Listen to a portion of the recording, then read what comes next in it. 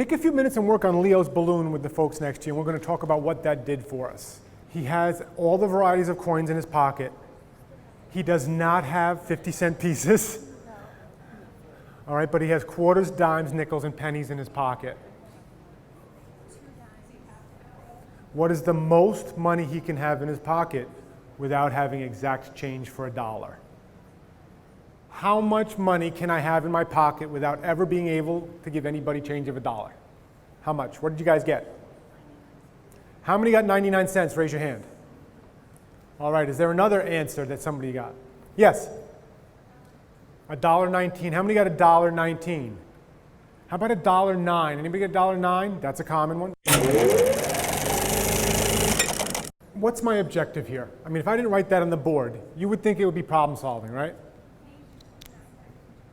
I mean, when you look at it, you want to find the answer to a problem, so it's problem solving with money. But there's other objectives in there as well.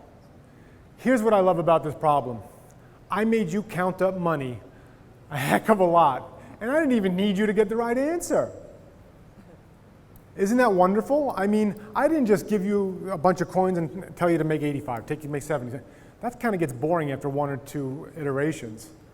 I got you to count up tons of coins and combinations of coins, and I don't even care if you got the answer. So the reason why I put this problem up for you folks is to drive home the point that they don't ever have to solve your anchor task to get something out of it. That's really important. I mean, right? I mean, think about how many coins you counted to figure this out. All right, now if you get the answer, that's just gravy.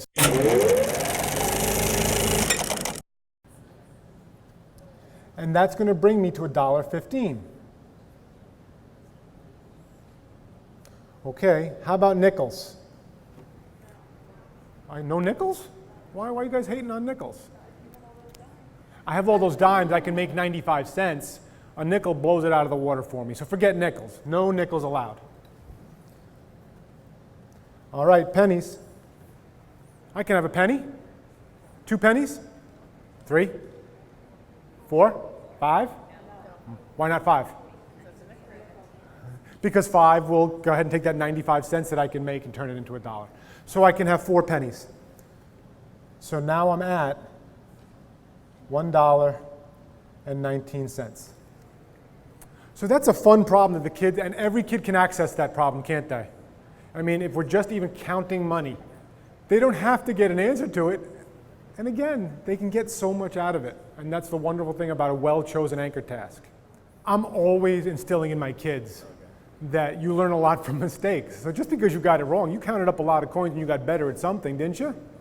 And look, let's face it, you're going to get some problems wrong. It's not how much you get wrong, but how much you take away from your mistakes. And that's my mantra. We like mistakes. Mistakes are good. Let's fail forward.